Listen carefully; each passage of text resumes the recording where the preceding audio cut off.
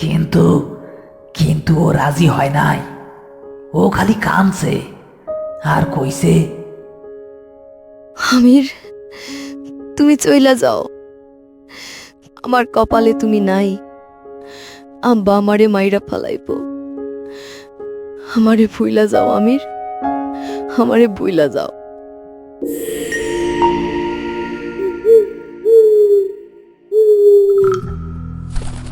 রাতটা যেন আজ আর 10টা রাতের মতো নয়। চারদিকে একটা থমথমে গুমোট ভাব। আকাশে চাঁদ নেই, যেন ঘন কালো চাদরে ঢেকে দিয়েছে কেউ। সলিমুদ্দি শেখের মাটির ঘরের উঠোনে কয়েকটা হ্যারিকেন টিমটিম করে জ্বলছে, কিন্তু সেই আলো উঠোনের জমাট বাঁধা অন্ধকারকে তাড়াতে পারছে না। বরং আলো আধারির খেলায় উঠোনের কোনায় থাকা পেঁপে গাছটাকে দেখাচ্ছে লম্বা চুলের কোনো দৈত্যের মতো। ঘরের ভেতরটা আরো ভয়ঙ্কর। একটাই মাত্র ঘর, সেই ঘরের মাঝখানে একটা মোটা খুঁটির সাথে শক্ত করে বাঁধা 16-17 বছরের একটা মেয়ে, নাম পারুল। সলিমুদ্দির একমাত্র মেয়ে। কি সুন্দর হাসি খুশি ছিল মেয়েটা, আর আজ তার দিকে তাকানো যায় না। চুলগুলো সব এলোমেলো, পরনের কাপড় নোংরা, কিন্তু সবচেয়ে ভয়ের ব্যাপার তার চোখ দুটো টকটকে লাল, যেন দুটো জবা ফুল কেউ বসিয়ে দিয়েছে। সেই চোখে কোনো মায়া নেই, দয়া নেই, আছে শুধু গনগনে আগুন আর তীব্র ঘৃণা। পারুলের সামনে একটা জলচৌকিতে বসে আছেন বশির হুজুর। গ্রামের সবচেয়ে জ্ঞানী আর আল্লাহওয়ালা মানুষ হিসেবে তার নাম ডাক আছে। তার হাতে একটা তসবি। তিনি নিচু স্বরে বিড়বিড় করে কোরআনের আয়াত পড়ছেন, আর মাঝে মাঝে পারুলের দিকে ফু দিচ্ছেন। ঘরের এক কোণে জড়সড় হয়ে বসে আছে পারুলের বাবা সলিমুদ্দি আর তার স্ত্রী আমেনা বিবি। ভয়ে তাদের শরীর কাঁপছে। মেয়ের এই অবস্থা তারা আর চোখে দেখতে পারছে না। হঠাৎ করেই পারুল এক বিকট চিৎকার করে উঠল। সেই চিৎকার কোনো মেয়ের গলার নয়, একেবারে পুরুষালী কর্কশ একটা গলার স্বর। এই হারামজাদা, ফকিন্নির পোলা, তোর দম থাকলে আমারে বাইর কর। তোর এই ঝাড়ফুঁক দিয়া আমার কিচ্ছু হইব না, আমি হেরে ছাড়বো না। কে তুই? কই থাইকা আইসস? জলদি বল, কেন এই মাসুম মাইয়াটার উপরে ভর করছস? আমি আমি কে এইটা জিগাস? জিগা তোর ওই কোনায় বৈশা থাকা সলিমুদ্দি শালার কাছে। জিগা হেরে, কার জীবনটা শেষ কইরা দিয়া নিজের মাইয়ার বিয়া দিতে চাইছিল। আমি আমির, আমারে চিনস না? আমি এই মাইয়ারে লইয়া যামু। আমার লগে যে বেইমানি করছে তার শাস্তি হেরে পাইতেই হইব। আমি হেরে ফাঁস লাগাইয়া মারব। আমির নামটা শুনেই সলিমুদ্দি আর আমেনা বিবি চমকে উঠল। তারা একে অপরের দিকে এমনভাবে তাকালো যেন তাদের সবচেয়ে বড় ভয়টাই আজ সত্যি হয়ে সামনে এসে দাঁড়িয়েছে। আমেনা বিবি হাউমাউ করে কেঁদে উঠল। ও হুজুর, আমার মাইয়ারে বাঁচান, আমার কলিজার টুকরা, ওরে আপনি যেমনে পারেন বাঁচান হুজুর। বশির হুজুর হাতের ইশারায় তাকে থামতে বললেন। তার কপালে চিন্তার ভাঁজ। তিনি বুঝতে পারছিলেন এটা কোনো সাধারণ জিনের আছর নয়, এর পেছনে কোনো গভীর রহস্য লুকিয়ে আছে। তিনি আরো কঠিন গলায় বললেন, শোন, তুই যেই হস, আমির কিংবা যেই হ, আমি আল্লাহর কালামের তো হাই দিয়া কইতাছি, ভালোই ভালোই এই মাইয়ার শরীর থাইকা চইলা যা, নইলে কিন্তু আমি তোরে জ্বালাইয়া পুইরা সারকার কইরা দিব। এবার পারুল যেন আরো খেপে গেল। সে খুঁটির সাথে বাঁধা শরীরটা নিয়ে এমনভাবে ঝটকা দিতে লাগলো যেন এখনই দড়ি ছিঁড়ে ফেলবে। তুই তুই আমারে জ্বালাইবি? তোর সাহস তো কম না। আমি নিজেই তো জ্বলতাছি। বেইমানির আগুনে আমার পুরা শরীরটা জুইলা পুইরা গেছে। আগে হেরে জ্বালাইয়া মারমু, তারপর আমি যামু। হের গলায় দড়ি না লাগানি পর্যন্ত আমি এক পাও নড়বো না। জিগাও হ্যাঁ রে, জিগাও তোমার মাইয়া রে, কি কথা দিছিল আমারে, আর কি করছে সে আমার লগে। কথাগুলো বলতে বলতে পারুল রাগে কাঁপতে লাগলো। তার মুখ দিয়ে ফেনা বেরিয়ে আসছে, চোখ দুটো যেন ঠিকরে বেরিয়ে আসবে। হুজুর বুঝলেন এভাবে ধমক দিয়ে কাজ হবে না। তিনি সলিমুদ্দির দিকে ঘুরে তাকালেন। সলিমুদ্দি, এই আমির কে? কি হয়েছিল কইলা বলেন আমারে। কিছু না লুকাইয়া সব সত্যি কথা বলবেন। মনে রাখেন, একটা মিথ্যা আপনার মাইয়ার জীবনটা নিয়ে নিতে পারে। এই জিনের মনে অনেক কষ্ট, অনেক রাগ। সবটা না জানলে এর কোনো সমাধান করা যাইব না। সলিমুদ্দি শেখ মাটির দিকে তাকিয়েছিল। তার মুখটা ভয়ে আর লজ্জায় কালো হয়ে গেছে। সে কি বলবে, কিভাবে বলবে বুঝতে পারছিল না। তার একটা ভুল সিদ্ধান্তের জন্য আজ মেয়ের জীবন মরণের মুখে। হুজুর, আমির আমির আমাকে পাশের বাড়ির ছেলে আসিল। আসিল মানে? এখন কই সে? সলিমুদ্দি এবার আর উত্তর দিতে পারল না। তার গলা ধরে এলো। আমেনা বিবি আঁচলে মুখ ঢেকে ফুপিয়ে ফুপিয়ে কাঁদছে। তাদের এই অবস্থা দেখে হুজুরের সন্দেহ আরো বাড়ল। তিনি পারুলের দিকে তাকালেন। মেয়েটা এখন কিছুটা শান্ত, কিন্তু তার চোখ দুটো একদৃষ্টি তাকিয়ে আছে তার বাবার দিকে। সেই চোখে তীব্র ঘৃণা। কও, চুপ কইরা আসো কেন? কও হুজুরে সব কথা। কও, কেমনে তুমি আমারে অপমান করছিলা? কও, কেমনে আমার ভালোবাসার দাম না দিয়া টেকার লোভে নিজের মাইয়াটারে বেইচা দিতে চাইছিলা? সব কও। চুপ, একদম চুপ। আমি যখন কথা বলমু তুই মইতে কোনো কথা বলবি না। বশির হুজুর এবার একটা ধমক দিলেন। তিনি আবার সলিমুদ্দির দিকে ফিরে বললেন, আমি শেষবারের মতো শিখাইতাছি, কি হয়েছিল খুইলা বলেন। ছেলেটা কই এখন? আর আপনার ভাইয়ার লগে তার কি সম্পর্ক আছিল? সব কথা আমার জানা দরকার।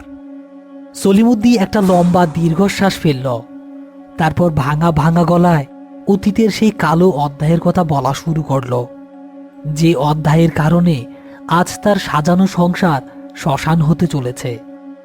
বশির হুজুরের কঠিন চোখের দিকে তাকিয়ে সলিমুদ্দির ভেতরটা শুকিয়ে কাঠ হয়ে গেল।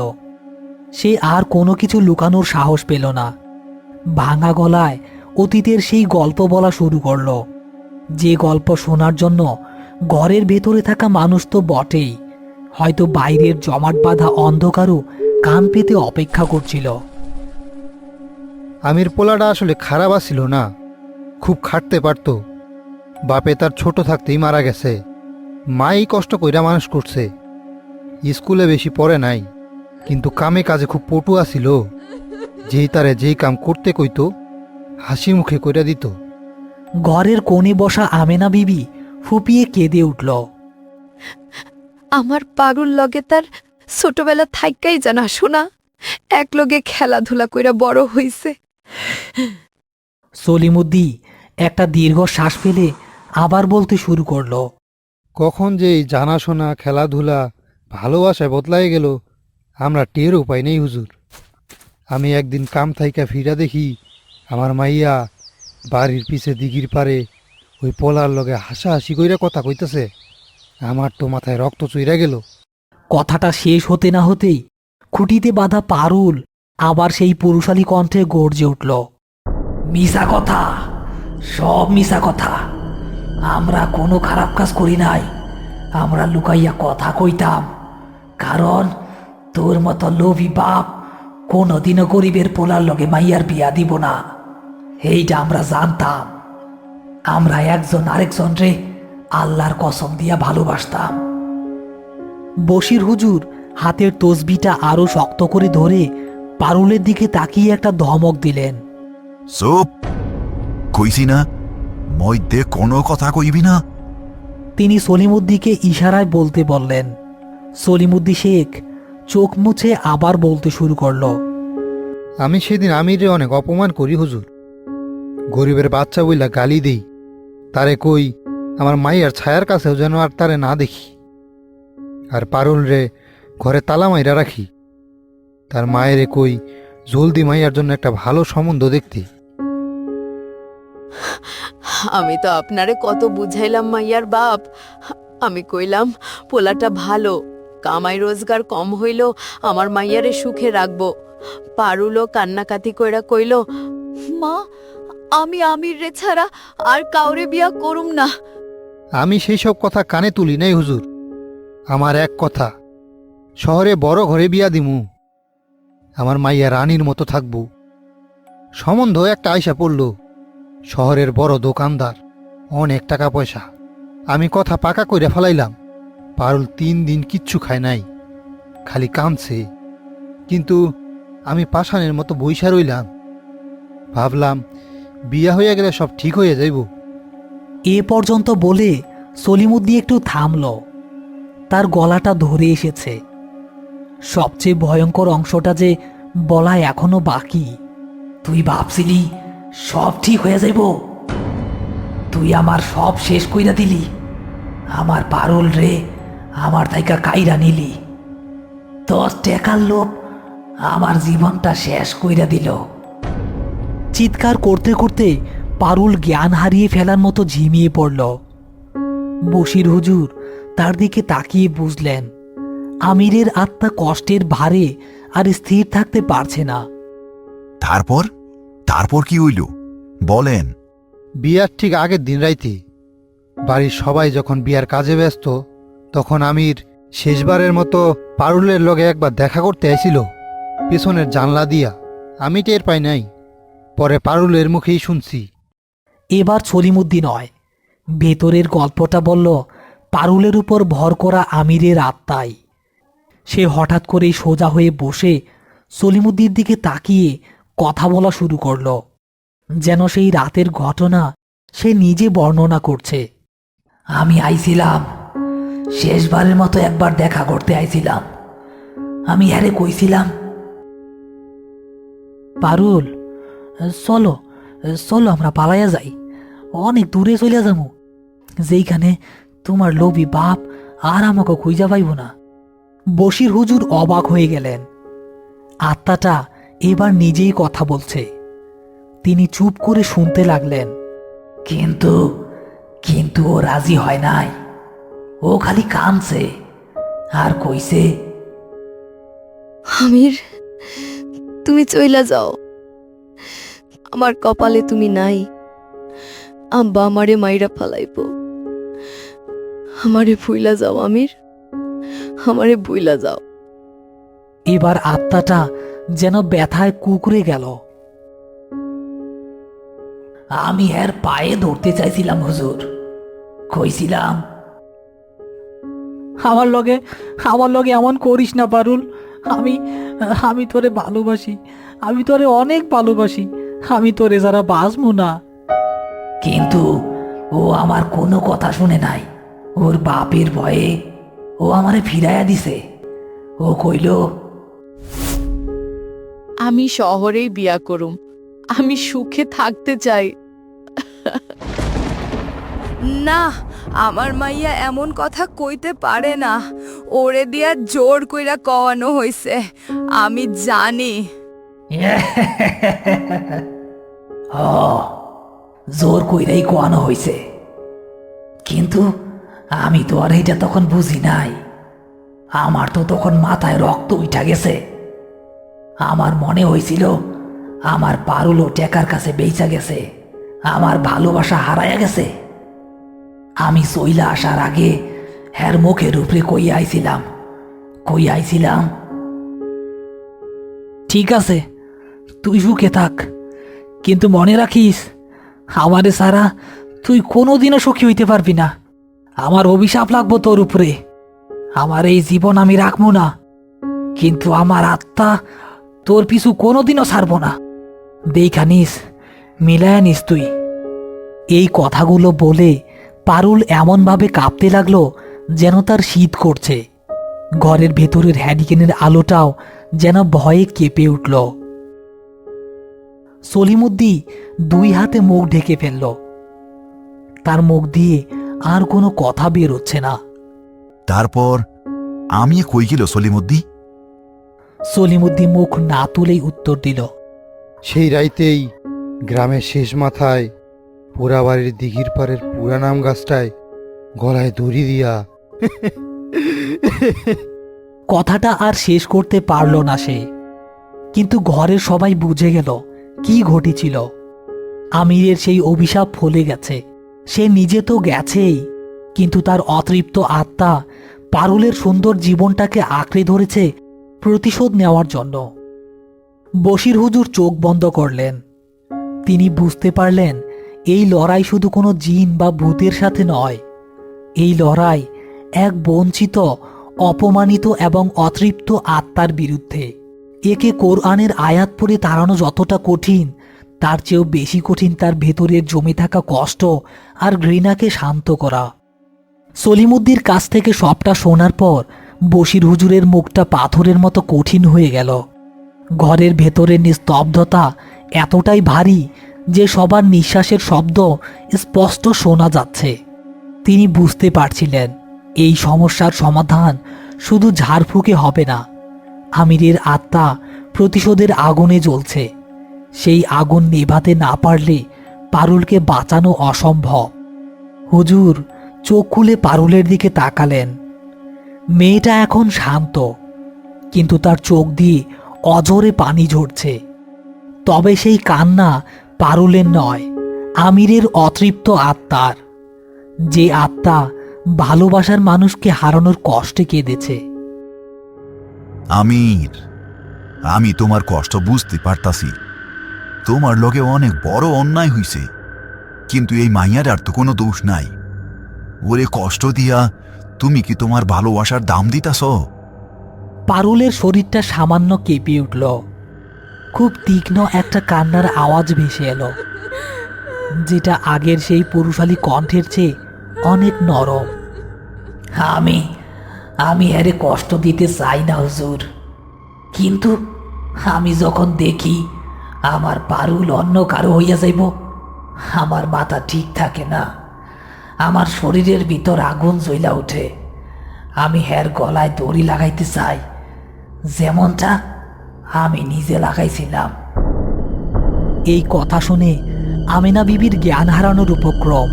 সলিমুদ্দিন দৌড়ে গিয়ে তাকে ধরল। শোনো আমির, যা হওয়ার তা তো হইয়াই গেছে। তুমি এখন আল্লাহর কাছে বিচার দেও। এই মাইয়াটারে মুক্তি কইরা দেও, ওর জীবনটা নষ্ট কইরো না। মুক্তি? আমি তো মুক্তি পাই নাই। আমার আত্মা তো ওই গাছের ডালে, ওই দিঘির পারে কান্দে। আমার ভালোবাসার কোনো দাম পাইলাম না, মরার পরেও শান্তি পাইলাম না। আমি হেরে সারা কেমনে মুক্তি পামু? বশির হুজুর বুঝতে পারলেন কথায় কাজ হবে না। তিনি সলিমুদ্দির দিকে ঘুরে তাকালেন।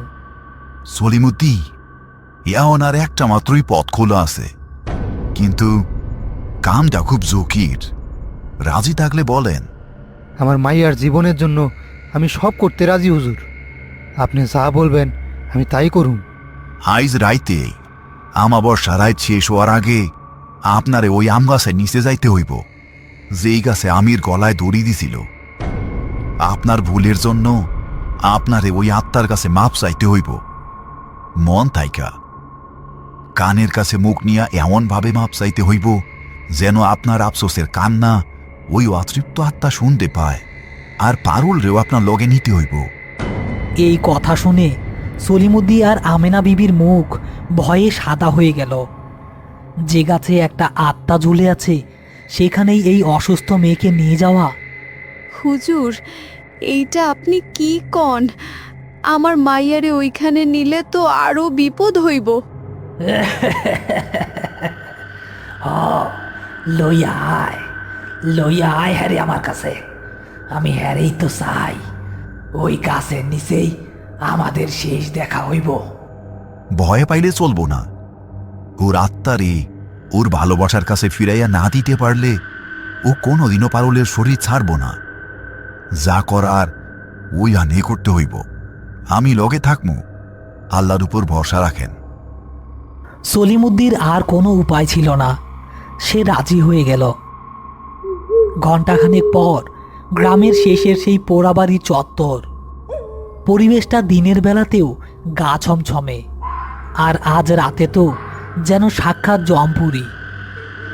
বিশাল আমগাছটা অন্ধকারের মধ্যে একটা প্রকাণ্ড দৈত্যের মতো দাঁড়িয়ে আছে। বাতাসে তার পাতা নড়ার শব্দটাও যেন কোনো দীর্ঘশ্বাসের মতো শোনাচ্ছে। বশির হুজুর এক হাতে হ্যারিকেন আর অন্য হাতে পারুলের হাত ধরে এগিয়ে যাচ্ছেন। পারুল হাঁটছে ঠিকই, কিন্তু তার পা দুটো যেন মাটিতে পড়ছে না। তার চোখ দুটো অপলকভাবে তাকিয়ে আছে আম গাছটার দিকে। পেছনে ভয়ে কাঁপতে কাঁপতে আসছে সলিমুদ্দি। গাছের নিচে এসে হুজুর পারুলকে দাঁড় করালেন। তারপর সলিমুদ্দির দিকে তাকিয়ে বললেন, এখন আপনার মেয়ের জীবনের জন্য, ওই আত্মার শান্তির জন্য আল্লাহর কাছে আর ওই আমিরের কাছে মন থাইকা মাপ চান। বলেন যে আপনি ভুল করছেন, আপনার ভুলের শাস্তি যেন আপনার মাইয়া না পায়। সলিমুদ্দি আর এক মুহূর্ত দেরি করল না। সে চিৎকার করে কান্নায় ভেঙে পড়ল এবং গাছের গোড়ায় আছড়ে পড়ল। আমির, বাবা আমার, তুই আমারে মাফ কইরা দে। আমি লোভী, আমি পাপী, আমি তোর মতো একটা ভালো বলার দাম বুঝি নাই। আমি আমার মাইয়ার সুখের কথা ভাইবা তার জীবনটাই নষ্ট করিয়া দিছি। তুই আমার উপর প্রতিশোধ নে, আমারে শাস্তি দে, কিন্তু আল্লাহর দোহাই লাগে আমার মাইয়াটারে ছাইরা দে। ওরে তুই অনেক ভালোবাসতি, ওর কোনো ক্ষতি করিস না বাপ। সলিমুদ্দি মাটিতে মাথা ঠুকে কাঁদছিল। তার কান্নায় এতই আকুতি ছিল যে রাতের নিস্তব্ধতাও যেন ভারী হয়ে উঠল। ঠিক সেই মুহূর্তে একটা অদ্ভুত ঘটনা ঘটল। পারুলের শরীরটা হঠাৎ করেই ধনুকের মতো বেঁকে গেল। তারপর সে আমিরের কণ্ঠে নয়, বরং নিজের চিরাচরিত নরম গলায় কেঁদে উঠল। আমির, তুমি কই? আমারে ছাইরা যাইও না, আমার ভুল হয়ে গেছে। আমি তোমারে অনেক ভালোবাসি। আমির, যাইও না। বশির হুজুর সাথে সাথে তার হাতের লাঠি দিয়ে মাটিতে একটা গণ্ডি আঁকলেন এবং বিড়বিড় করে আয়াত পড়তে লাগলেন। তিনি সলিমুদ্দিকে ইশারা করলেন কথা চালিয়ে যাওয়ার জন্য। বাবা আমির, আমি কথা দিতাছি, পারুলের যতদিন না বিয়া হইব আমি প্রতি শুক্রবার তোমার নামে মসজিদে সিন্নি দিমু। তোমার আত্মার শান্তির জন্য আমি দোয়া করমু। তুমি আমার মাইয়াডারে মাফ কইরা দেও। হঠাৎ একটা দমকা বাতাস এসে হ্যারিকেনটা নিভিয়ে দিল। গুটগুটে অন্ধকারে কিছুই দেখা যাচ্ছে না, শুধু শোনা যাচ্ছে পারুলের কান্নার আওয়াজ আর সলিমুদ্দির গোমরানি। কিন্তু বশির হুজুর আয়াত পড়া থামাচ্ছে না। কিছুক্ষণ পর বাতাসটা যেমন হঠাৎ এসেছিল তেমনি হঠাৎ থেমে গেল। চারদিক আবার শান্ত, কিন্তু এই শান্ত ভাবটা আগের মতো ভয়ের নয়, বরং কেমন যেন বিষণ্ণ।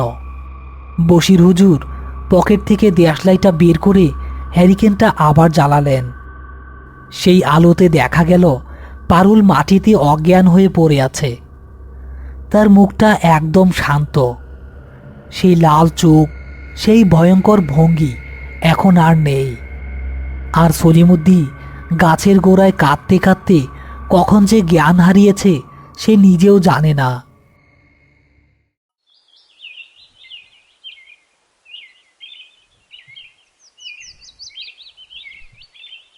পরের দিন সকালে সলিমুদ্দির বাড়িতে যখন পারুলের জ্ঞান ফিরল, সে খুব দুর্বলভাবে তার মায়ের দিকে তাকিয়ে বলল, মা, আমার একটু পানি দিবা? তার স্বাভাবিক গলার স্বর শুনে আমেনা বিবির চোখ দিয়ে আনন্দের অশ্রু গড়িয়ে পড়ল। সে বুঝতে পারল অভিশাপ কেটে গেছে। পারুল গত কয়েকদিনের কিছুই মনে করতে পারছিল না। তার শুধু আবছা আবছা মনে আছে সে যেন একটা খুব লম্বা ভয়ঙ্কর দুঃস্বপ্ন দেখেছিল। বশির হুজুর সলিমুদ্দিকে বলে দিয়েছেন আমির সত্যি সত্যি পারুলকে ছেড়ে চলে গেছে। সলিমুদ্দির হৃদয় বিদারক কান্না আর ক্ষমা হয়তো আমিরের যন্ত্রণাকাতর আত্মাকে শান্ত করতে পেরেছিল। সে হয়তো বুঝতে পেরেছিল পারুলকে কষ্ট দিয়ে তার ভালোবাসা অমর হবে না। এরপর থেকে সলিমুদ্দিন শেখ সত্যিই বদলে গিয়েছিল। সে তার কথা রেখেছিল। গ্রামের সবাই দেখেছিল প্রতি শুক্রবার মসজিদে আমিরের নামে সিন্নি নিয়ে প্রথম কাতারে বসে থাকত সলিমুদ্দিন। তার চোখে মুখে সবসময় থাকতো এক গভীর বিষণ্ণতা আর আফসোসের ছাপ। আর পারুল, সে ধীরে ধীরে সুস্থ হয়ে উঠেছিল, কিন্তু তার মুখের সেই আগের হাসিটা আর কোনোদিনও ফিরে আসেনি। সে প্রায় আনমনা হয়ে দিঘির পাড়ের দিকে তাকিয়ে থাকে, যেন সে এখনো বাতাসে তার হারিয়ে যাওয়া ভালোবাসার দীর্ঘশ্বাস শোনার চেষ্টা করছে। আমিরের অভিশাপ হয়তো তার শরীর ছেড়ে চলে গিয়েছে, কিন্তু তার ছায়া এখনো পারুলের মন থেকে পুরোপুরি মুছে যায়নি।